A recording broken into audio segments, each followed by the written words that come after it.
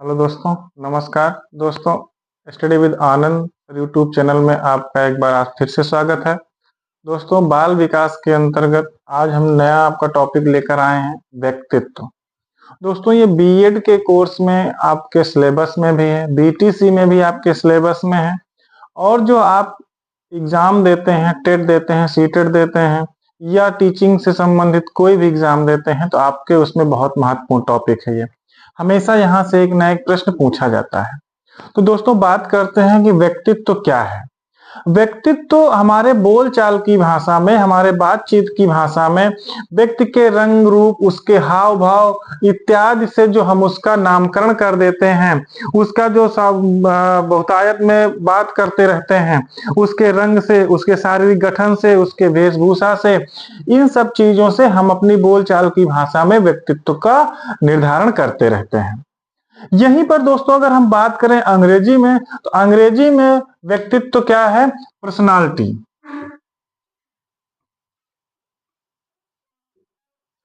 Personality अंग्रेजी शब्द से बना है, और पर्सनालिटी जो है लैटिन भाषा के पर्सोना शब्द से बना है।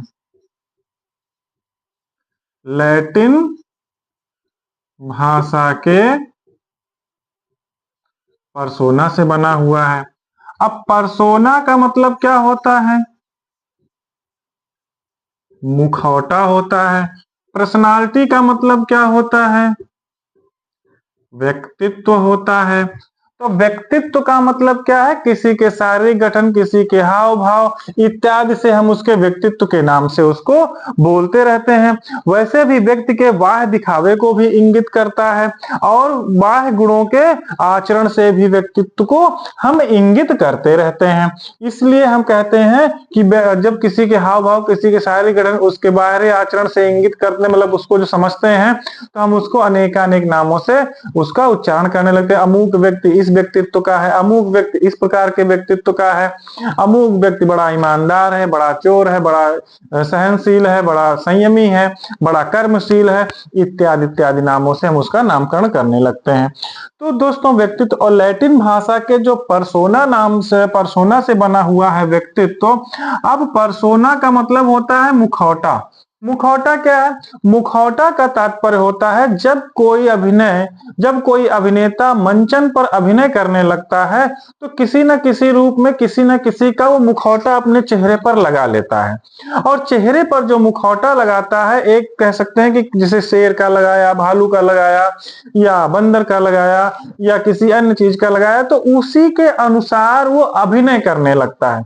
कहने का तात्पर्य है कि जिस चीज का मुखौटा शरीर पर लगाता है, चेहरे पर लगाता है, उसी के अनुसार वो अभिनय करने लगता है, या जिस अभिनय के लिए उसको वस्त्र धारण करता है, उसके अनुसार वह अभिनय करने लगता है। तो हम कहते हैं कि यह व्यक्ति इस प्रकार के व्यक्तित्व का अनुसरण करके ऐसा प्रदर्शन कर रहा है। तो कहने का तात्पर्य यह है कि जो पर्सोना है, पर्सोना का तात्पर्य होता है मुखौटा से। तो मुखौटा क्या है? हम जिस प्रकार से अभिनय करते हैं, जिस प्रकार से हम अपने आचरण का, अपनी अभिव्यक्तियों का प्रदर्शित करते हैं, उस प्रकार से हमारी पर्सनालिटी कही जाती है, और हम अपने पर्सनालिटी के इस प्रकार से उच्चारण किए जाते हैं। तो दोस्तों, आपने देखा कि पर्सनालिटी अंग्रेजी शब्द है जिसका मतलब है व्यक्तित्व, और पर्सनालिटी जो है लैटिन भाषा के पर्सोना शब्द से लिया गया है, जो मुखौटा से संबोधित किया जाता है। तो दोस्तों, अब हम देखते हैं कुछ परिभाषाएं जो मनोवैज्ञानिकों ने दी हैं। हम देखते हैं कि परिभाषाएं किस प्रकार से व्यक्ति के व्यक्तित्व का निर्धारण करती हैं, और मनोवैज्ञानिकों ने परिभाषाओं को किस प्रकार से बताया है।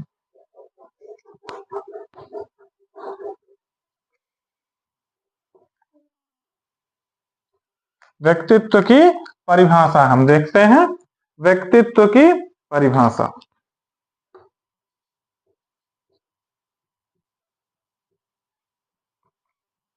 मित्रों, व्यक्तित्व की जो परिभाषा है, अनेकानेक मनोवैज्ञानिकों ने अपने अपने अनुसार इसकी परिभाषा दी है। इसी में गिलफोर्ड महोदय हुए जिन्होंने कहा व्यक्तित्व गुणों का एक समन्वित रूप है। क्या कहा? व्यक्तित्व गुणों का एक समन्वित रूप है। किसने कहा मित्रों? गिलफोर्ड महोदय ने कहा। गिलफोर्ड महोदय कहते हैं कि व्यक्तित्व गुणों का एक समन्वित रूप, अर्थात किसी भी व्यक्ति के व्यक्तित्व में अनेक गुण समाहित होते हैं, इसलिए इन्होंने कहा व्यक्तित्व गुणों का एक समन्वित रूप है। अगली परिभाषा आपकी आती है, व्यक्तित्व व्यक्ति के व्यवहार की एक समग्र विशेषता होती है। क्या है? व्यक्तित्व व्यक्ति के व्यवहार की एक समग्र विशेषता होती है। इसको किसने कहा? इसको वुडवर्थ महोदय ने कहा। किसने कहा? वुडवर्थ महोदय ने कहा। क्या कहा वुडवर्थ महोदय ने? वुडवर्थ मनोवैज्ञानिक थे। वुडवर्थ मनोवैज्ञानिक थे।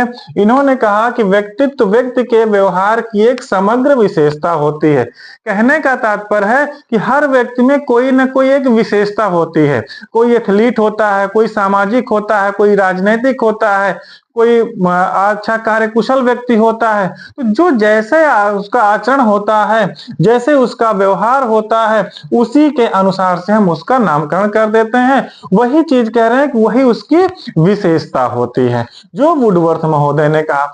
मित्रों, यहीं पर एक बहुत महत्वपूर्ण परिभाषा आपके सामने आ जाती है आलपोर्ट महोदय की। आलपोर्ट महोदय कहते हैं कि व्यक्तित्व व्यक्ति के भीतर मनोशारीरिक तंत्रों का गत्यात्मक एवं गतिशील संगठन होता है, जो व्यक्ति के अपूर्व समायोजन को निर्धारित करता है। मित्रों, ये परिभाषा एक बार नहीं हजारों बार आप देखे होंगे, कई प्रकार की परीक्षाओं में पूछे गए हैं।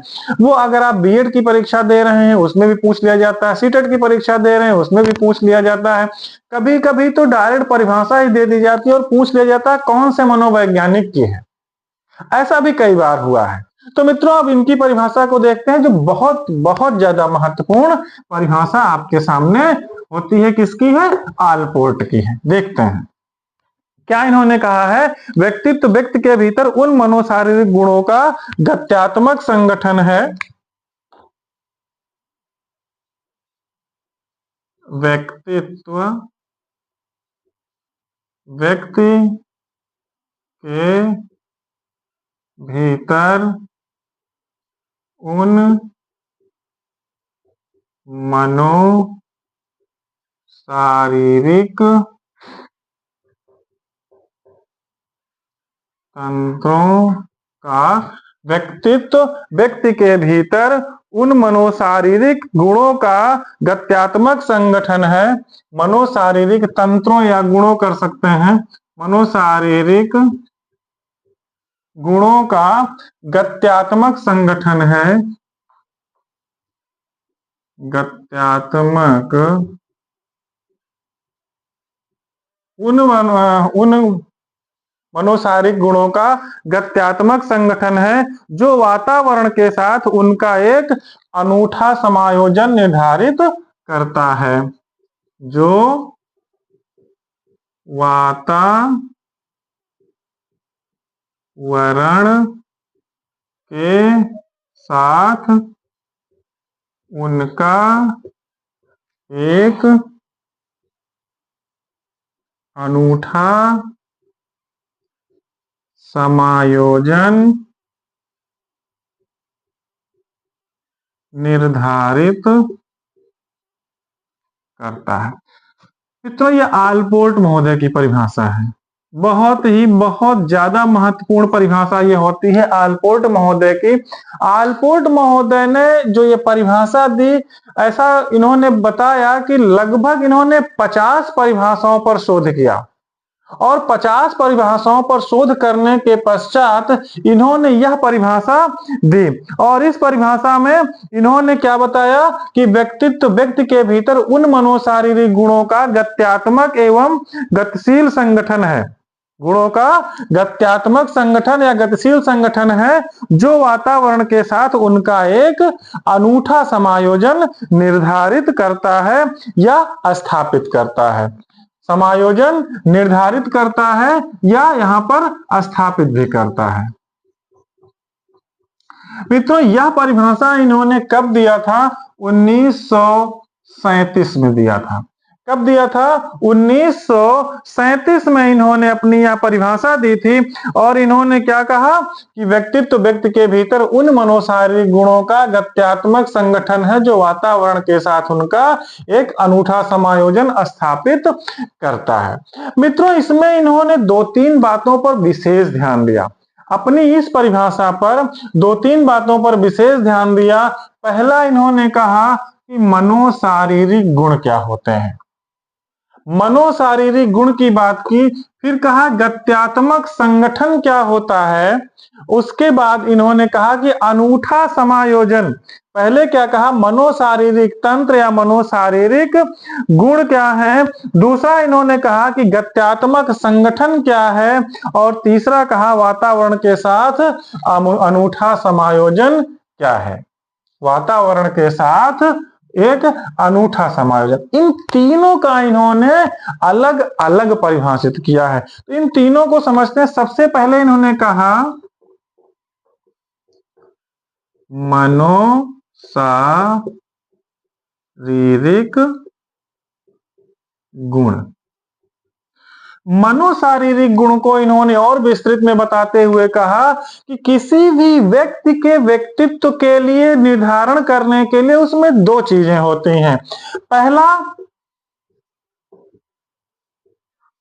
मनोवैज्ञानिक और दूसरा कहते हैं शारीरिक, या इसको मानसिक भी कह सकते हैं।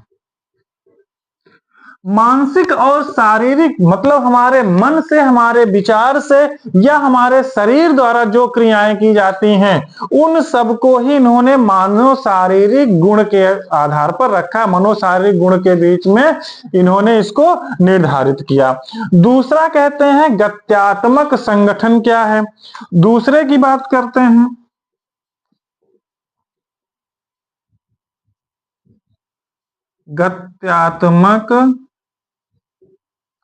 गत्यात्मक संगठन क्या है। अब गत्यात्मक संगठन की बात करते हैं कि व्यक्ति गुणों का एक समग्र रूप है। इनके कहने का मतलब है व्यक्ति गुणों का एक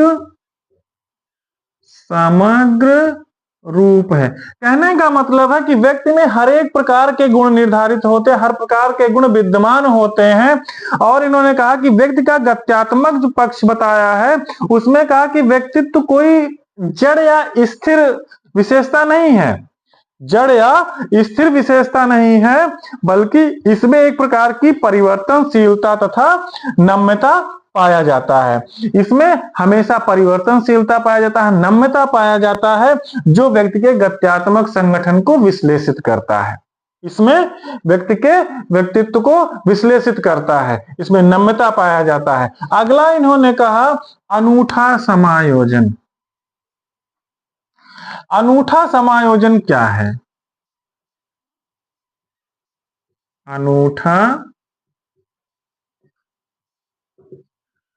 अनूठा समायोजन क्या बताया। वातावरण के साथ अनूठा समायोजन क्या है।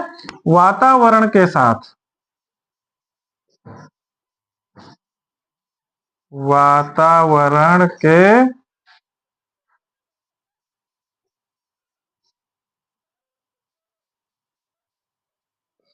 वातावरण के साथ अनूठा समायोजन क्या है। इसमें इसका मतलब है कि वातावरण के साथ समायोजन करने की प्रक्रिया के दौरान ही किसी व्यक्ति के व्यक्तित्व की अभिव्यक्ति होती है। मतलब कह रहे हैं कि जब व्यक्ति वातावरण के साथ समायोजन करने की प्रक्रिया जो होती है उसी में व्यक्ति को अपनी अभिव्यक्ति करता है।